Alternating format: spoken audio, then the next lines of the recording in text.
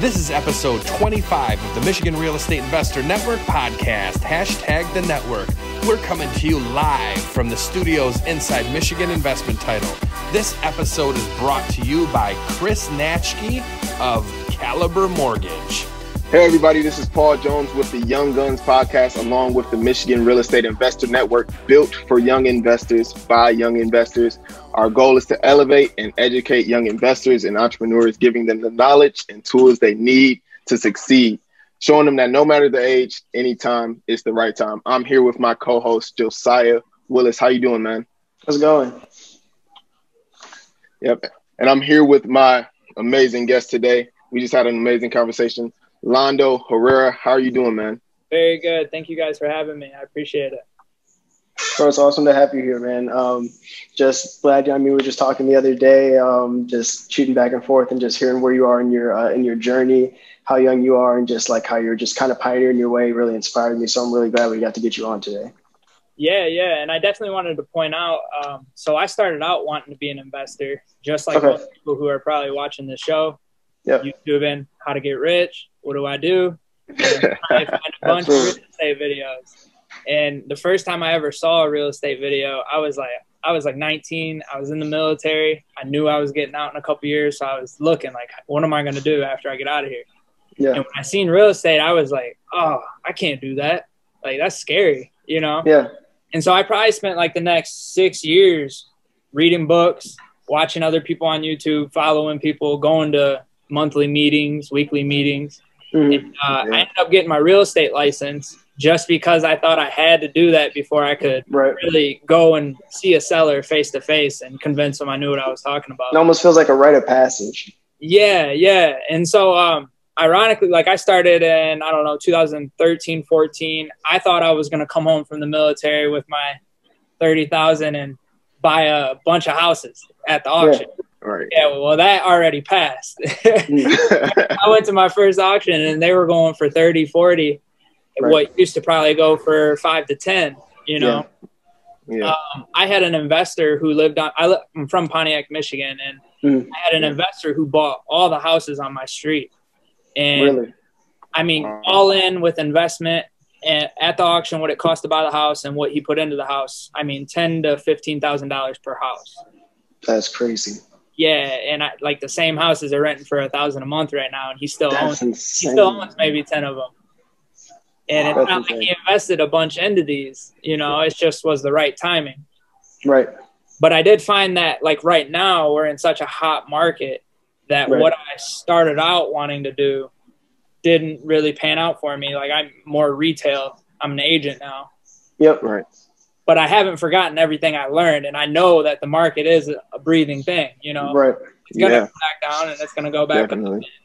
Right. When prices become in that range where it's time to buy and that signal is flashing for you, that's when you execute, because you've been preparing knowledge-wise, capital-wise, you've been saving, so you know what to do, and so you got your tool belt ready, right? I'm so worried if maybe prices drop in the next 3 years. Exactly. Yeah, exactly. Because there's transactions closing every day. Yep. Right.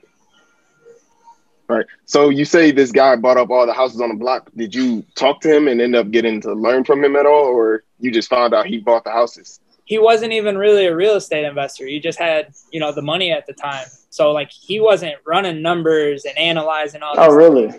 No, he was like, at the auction, the house goes for $10,000. I put 5 into it, and it rents for $800 a month. It's just a math problem to him. He made it very simple to me, and that's awesome. Just watching that, I thought I could come back and do it.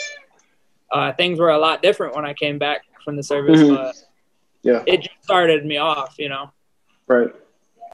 First of all, thank you for your service, and I wanted to ask what branch you were in. Air Force. Air Force. Okay, that's what I thought. It's got. Yeah. Okay, that's awesome. Thank you, man. For sure, man. I appreciate it.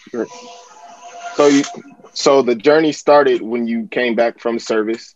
Tell us a bit about that, man. Well, I started actually a month after I got out of the service. My wife bought me my first laptop, so I was in there hunting. That's awesome. When I get out of here, and then when we got out of the service, I had to figure out what I was going to do. And if there's any other veterans watching the show, take full advantage of your GI Bill, because real estate, there is no, I mean, you're going to either have to hold a part-time job, or, I mean, hopefully you get a big one the first time, right? But other than that, it's a lot of ups and downs and a lot of unknowns. So you got to have some kind of consistency so that you can pay your bills. And veterans, they offer a post 9/11 GI Bill. So while you go to school, whether you want to go to school or not, you get paid a monthly housing allowance. Okay. Do you know how people can access that? Is it like a website or something? VAbenefits.gov, I believe, is a big one. And if investors out there who have went to the service or are thinking about it, there are so many benefits to real estate that you gain from going to the service. And not to talk anybody into going to the service, but this was the only opportunity that I knew of. Right. Yeah. That's super cool, man. But so your wife bought you your first laptop. You started getting hungry for the deals. What happened next? I found Dean Graziosi's, I think that's how you say his name, wholesaling houses full time. Okay.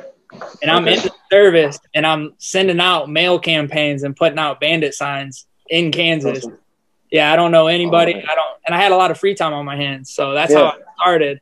Nothing came out of it, but I was at least going to sellers' houses and talking to them. Right, you're getting that on the ground experience, that that personal rejection, that conversation, that knowledge, like how to talk to people face to face. Exactly, that's important stuff. It's very important.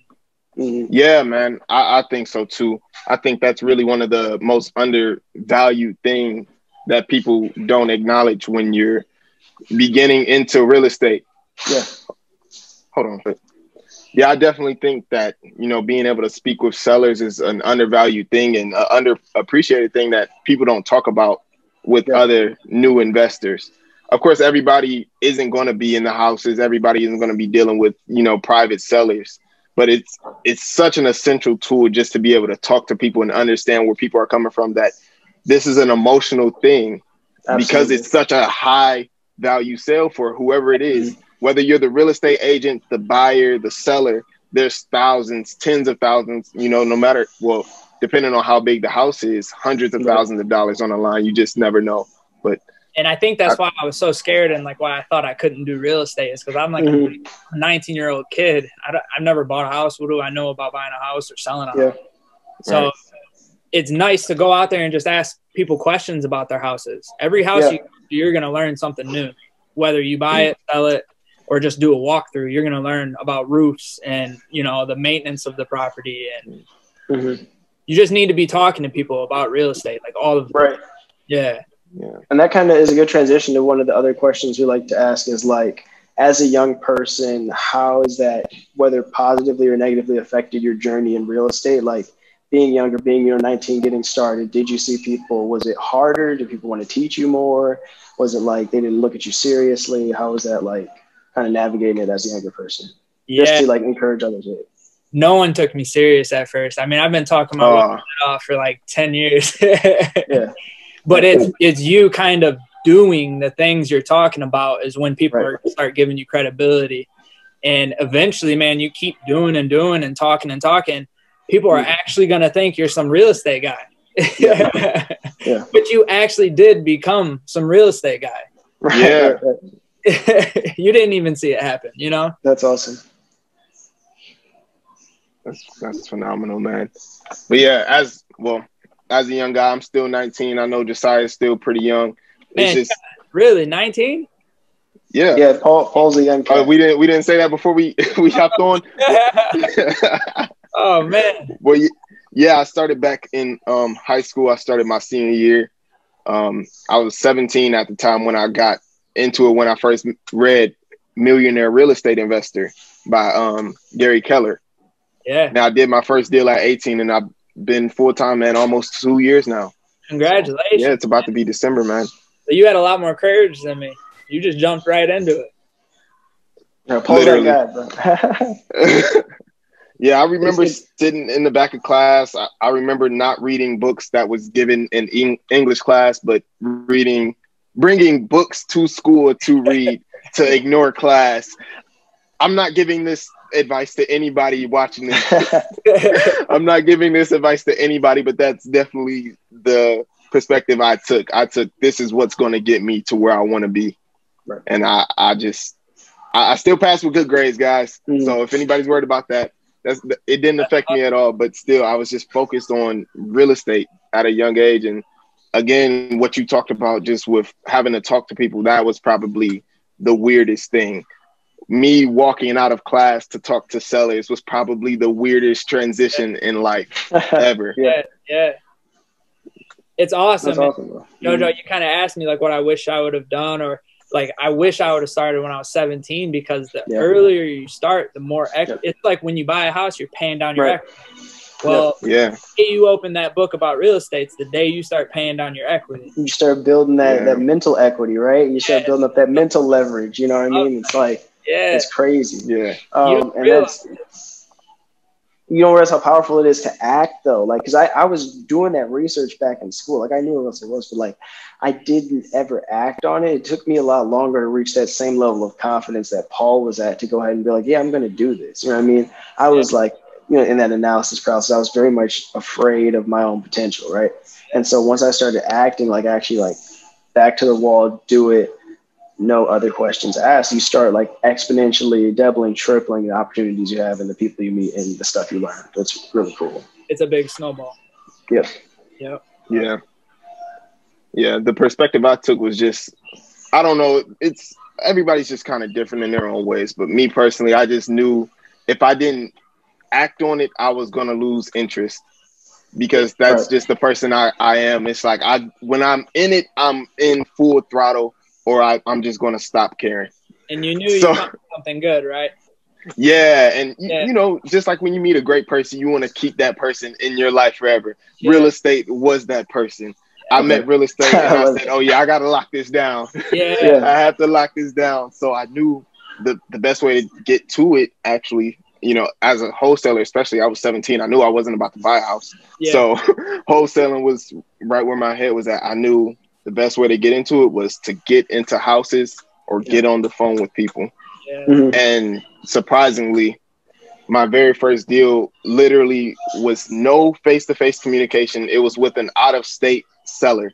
It was with a lady from New York.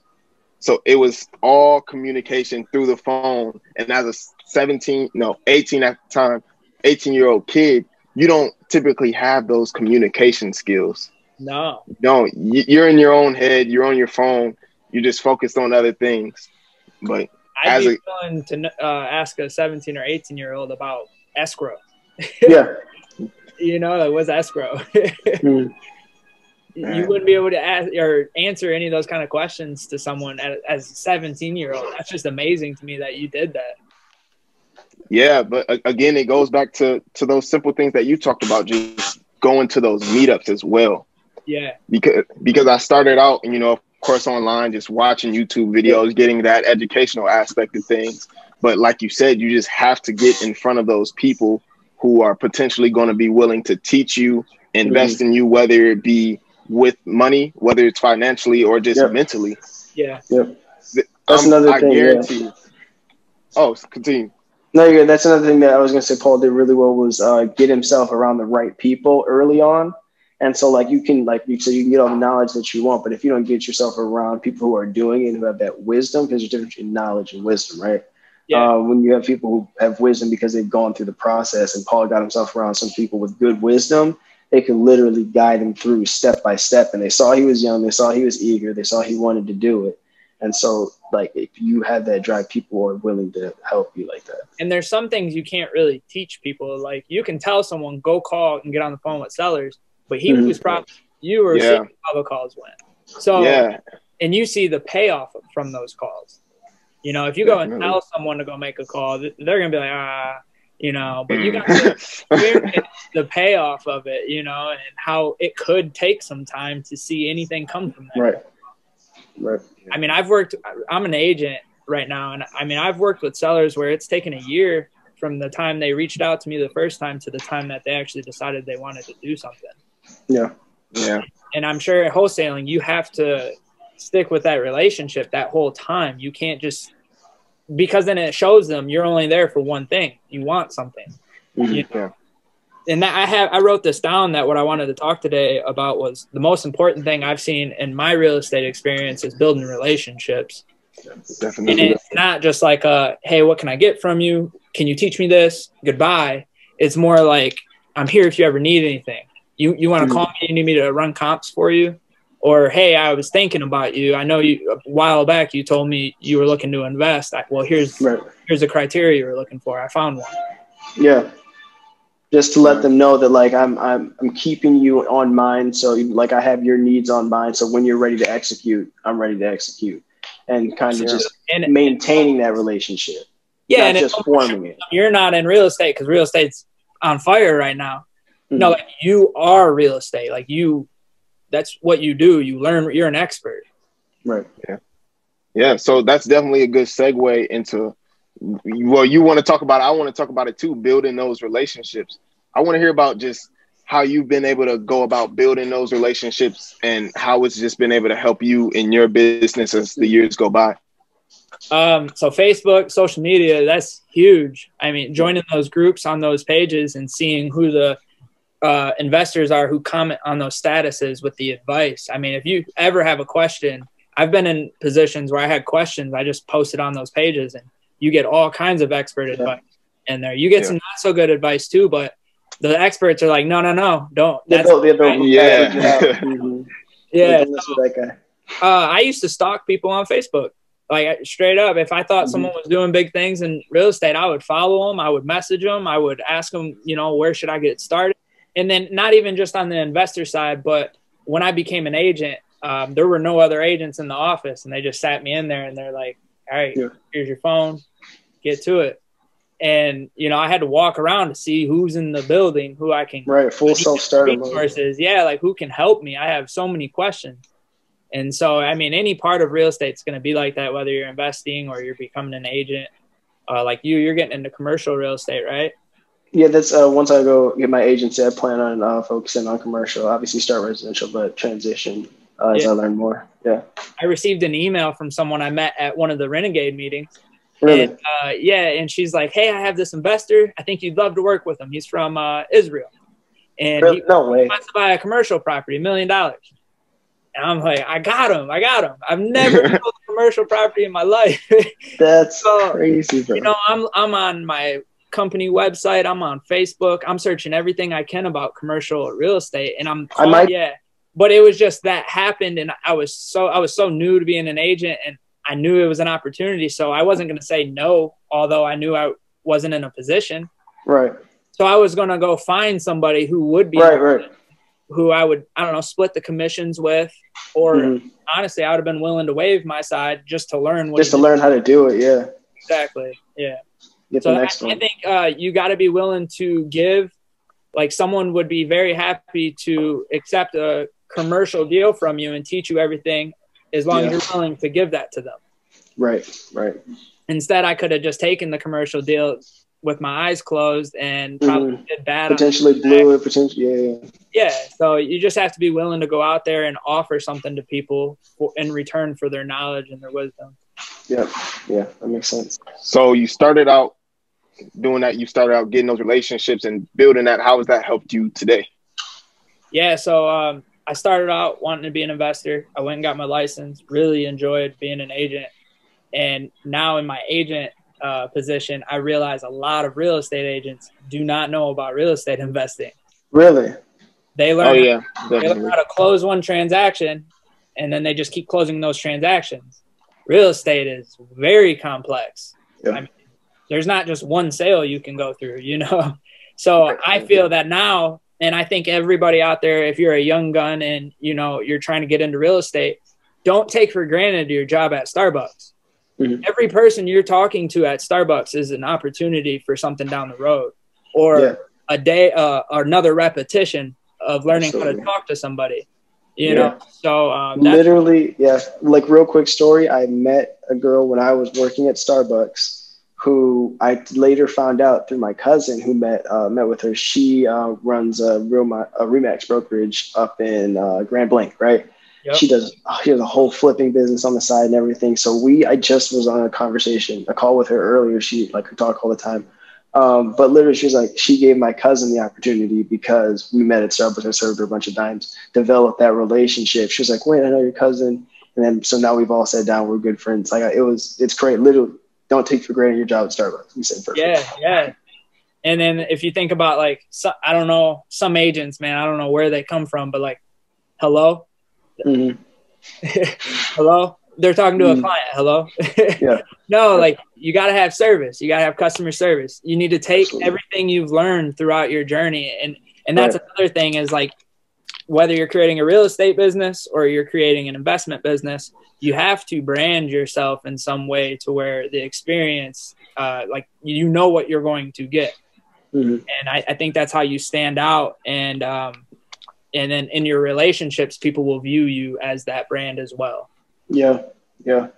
That's really awesome, bro. So tell us about this process. You're a young guy. You're starting out. For these young investors out there, these young entrepreneurs out there who just really, truly may not know what they're about to reckon with, because we know real estate is the tough game, especially in a hot market. It's competitive. It may get a little heated. I'm saying heated like we're on a football field or something, but still there are people out here fighting for deals. How have you been able to survive the process of building your real estate business while keeping morale? I don't think about the money at all. Okay. Like I think about what I've learned today, what lessons I've learned today, what I need to do today, who I can help today. And I've realized, so this is my third year of being an agent, and I'll be completely transparent. My first year, I only made like $10,000 the full year of being an agent. I did like 800,000 in volume. But I learned all kinds of stuff, you know, and then I was like, oh, I have all kinds of stuff I can take into my next year, you know, I'll do better. And then I doubled my volume. Yeah. And this year I'm maybe 7 months through my third year, and I've almost doubled that volume. And so don't be hard on yourself about where you are right now, as long as you're doing the daily things you're supposed to be doing, whether that be making a phone call or reading a book or watching a YouTube video. Whatever you're doing today, don't discredit it, because it is going to pay off in the future. Yeah. So like one of the most important parts of surviving that process is being consistent in what you're doing, whatever that is. Like you just said, whether it be the books, whether it be just morning routine, just be consistent. Because when you break that routine, you fall out of the cycle, you're not hitting your task, you're not getting stuff done. Exactly. Yeah, that's so good, bro. Yeah. If I had to be honest, if there was one thing, the one huge chunk that could set you and others apart is probably consistency. Because that's what really kills people in this game, especially wholesalers and especially agents. Maybe not so much for the people buying, because, you know, they can buy a house every 3 months and just send their team out there, make 30,000. You know, you make 30,000 3 times, you make 90,000. You're living pretty good. So, but you know, for those agents who have to keep getting those deals, for those wholesalers who have to keep getting those deals, the difference maker really is that consistency. That person who's making 2-hour phone calls every day, or even just consistent with 3 times a week, something like that.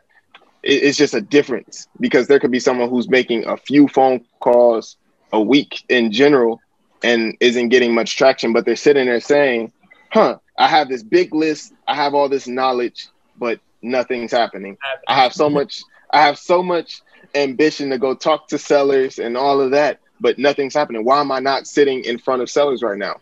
It's because that consistency aspect, whether it be phone calls, marketing, whatever it may be, just consistency really is that difference setter for a lot of people. And it could have been because you missed the day 3 weeks ago, the reason you're not sitting in front of a seller today.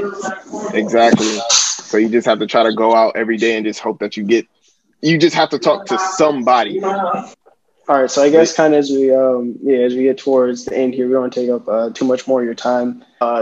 From where you are now in the next 5 years, where do you see your business? Where do you see your investing career potentially? What does your real estate life look like for you in the next 5 years? I'm finally to the point where, like, if I find an investment, there's no second guessing it. Like, I know what I want. You know, I know that down to the bedroom, the bath, what kind of house, what I want to do with it. And because I've just come so far and I've read and filtered out what I do like about a business, what I don't like about a business, how I want to run a business. And I just pretty much plan on creating the business exactly around who I am, what I stand for, what I've been through, where I've worked, and taking the good and bad out of everything, and just pretty much making a business out of that. So I would like to continue to be an agent. I want to be a source that people can go to, whether you're a first-time home buyer, a veteran. And then I also want to be that source for investors where I can help you create a real estate portfolio. Absolutely. And I can also you just be an asset to all sides, because I feel like, why is real estate so confidential? Why isn't this taught in the 9th grade? You know, we should have learned this. We should have been 17 and had everything we needed already.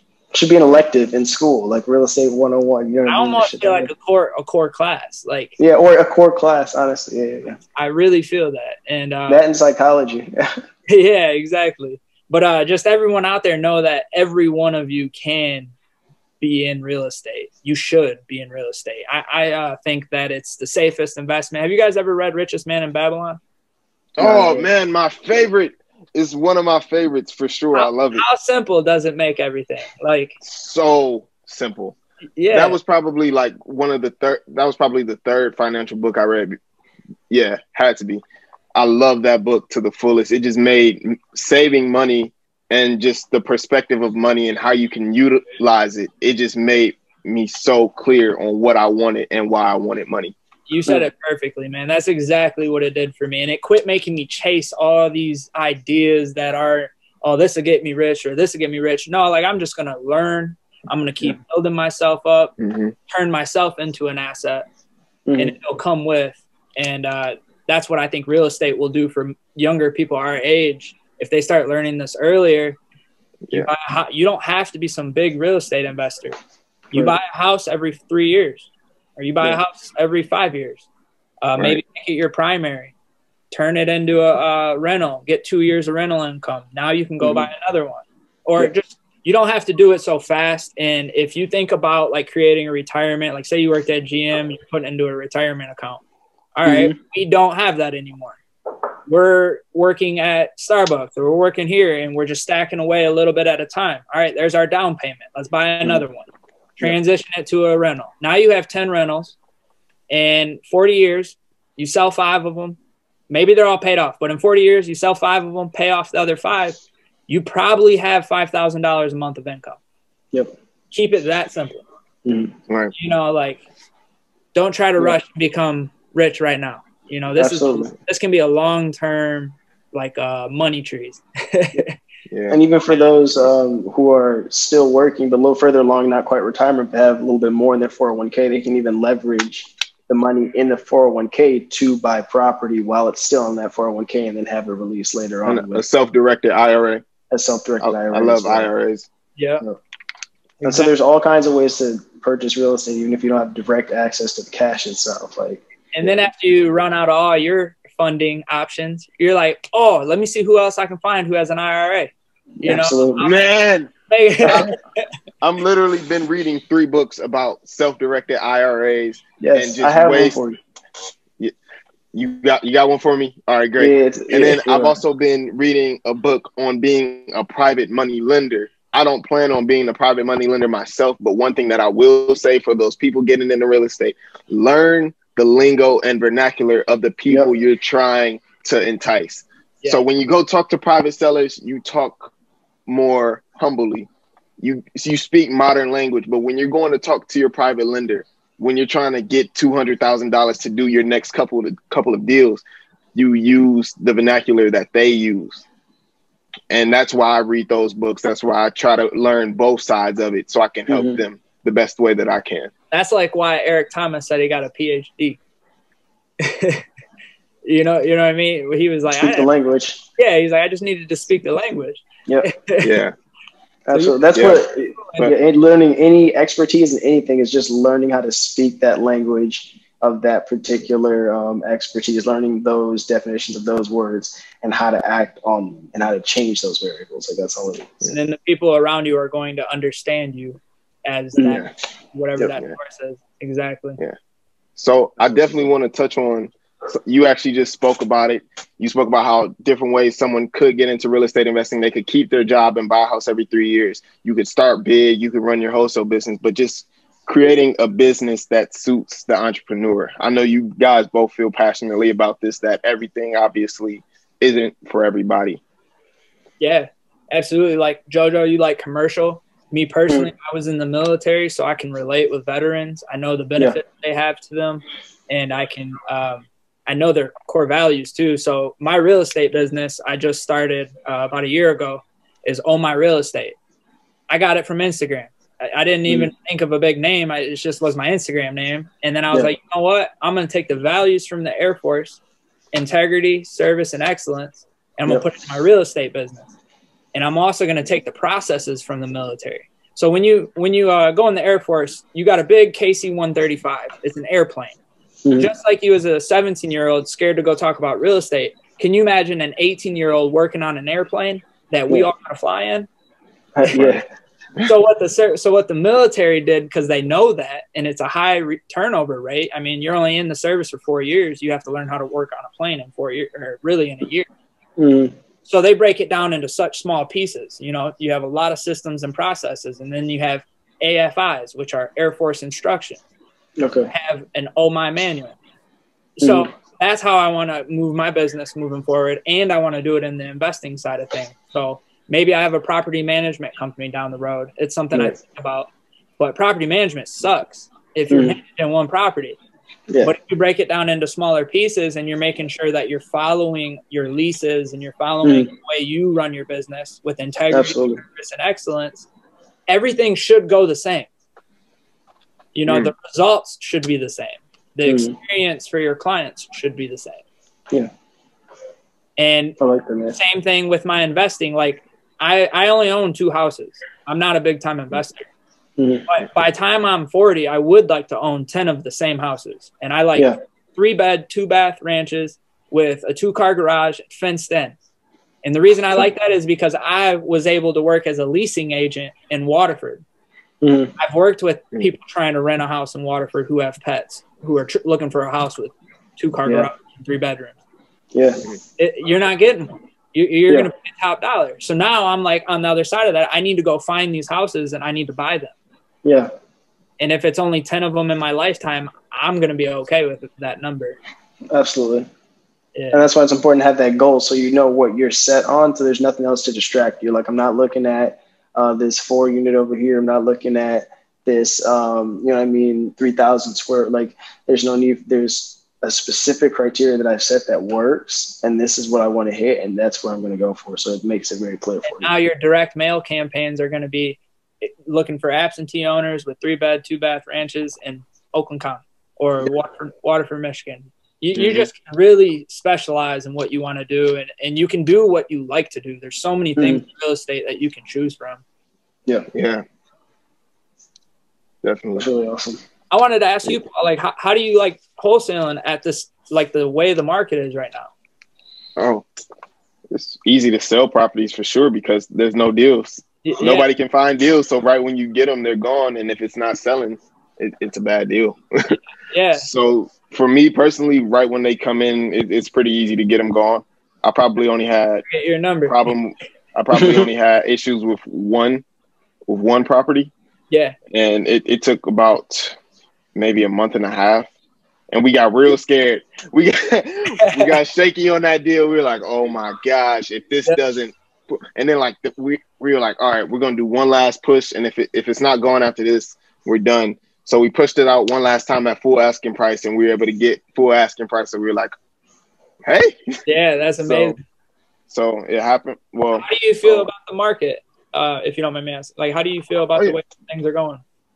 Honestly, I feel pretty good about things. You know, me just being from Detroit, I have no issue with people asking for too high of a price because, you know, we want the values to rise, and the only way that the values will rise if people feel that it's worth that much. And so if they feel it's worth that much and they ask for what they think it's worth and they get what they think it's worth, you know, the more it goes up, it'll just keep going up, of course. Right. But if it goes down at some point, you know, the market does, again, it breathes. So at some point it's going to have to tuck that tummy back in and and things may get a little tight. So, but I feel pretty good. I love the market. I love what I'm seeing in Michigan. I love what I'm seeing in Detroit. I just hope prices actually keep going up. But when they fall, I'll be here. Yeah. That's what I'm saying. We're ready to clean up. For sure. I'll be here with the broom. Offense and defense. Well, that's what's cool about real estate, too, is that there is so much opportunity on both sides of it. There's always opportunity. And again, that's what we stand for here, is that anytime it's the right time. It just really depends on what you're trying to do. But even in a random time that doesn't particularly work with what you're trying to do, there's still opportunity to do some variation of it. In my opinion, there's always an opportunity to do it. Yeah. So, yeah, I do see that. I feel the same way. It's almost like, how long can this go up and how long can mortgage rates go down? Yeah. You know, so especially when people's down payments are getting bigger, that kind of hurts first-time home buyers. So, yeah, I'm interested to see what happens too. But keep learning. Always keep learning, because there's always opportunity. Absolutely. And it is just a really unique time, just the way that, COVID and everything affected the market and all of that. It's just kind of like unique to see how that is playing in the broader scale of the natural real estate cycle. Like where that put us, did it offset us at all? Like, what is that doing? I think that's one of the big worries a lot of people are doing. Yeah, I think everybody's kind of just going with the punches right now. Like, what's going to happen, you know? And right now things are good, so I'm going to run with it. Yeah. Right. But constantly looking for what should I start preparing for? Right, exactly. Well, yeah. Well, I think that's a good place to wrap things up, guys. Well, this has been an outstanding show. I'm beyond grateful that you could join us today. Oh, man, for our listeners out there, is there anywhere that they can find you or hear about you or get in contact with you, Londo? Yeah. So it's at Oh My Real Estate, and it's OHMI Real Estate. OH. And that really just stands for Orlando Herrera, Michigan Real Estate. Orlando Herrera, Michigan Real Estate. Oh, my real estate. That's awesome, bro. Keep it simple. Yeah. Oh, That's man. awesome. You're smart, man. You've got something. Well, I just try to think of like an Amazon or just those big companies, man. I don't think they think that long about their name. No, they just think about the systems and processes and the brand image they give off. Definitely. Service speaks for itself. Yep. Love that the military focus. I love, bro, just the structure, organization, attention to people, giving back to those who serve us. So just really glad we got to have you on here today, Orlando. Just really appreciate you, man. Hope to get you back on here again and check in on you at some point. Well, hopefully I'll have some more investment properties under my belt next time you guys get me on. Absolutely, bro. Definitely, man. Well, great, man. Again, this is your host, Paul Jones, with the Young Guns Podcast. I'm here with my co-host, Josiah, and I'm here with the amazing guest, Londo. I appreciate you being here, man. We'll see you guys next time. We hope you found a lot of value in today's show. If there's anything we mentioned and you missed it, don't worry. We take all of the notes, and you can find them at michiganreinetwork.com/episodes. If you want to meet any of today's guests in person, you can usually find them at a #The Network meetup in Metro Detroit. You can find all about the network at www.michiganreinetwork.com. By the way, if you're new, hit that subscribe button so you don't miss any future episodes of this show. This brings us to the end of another episode of #The Network Roundtable Podcast. And as always, share the love.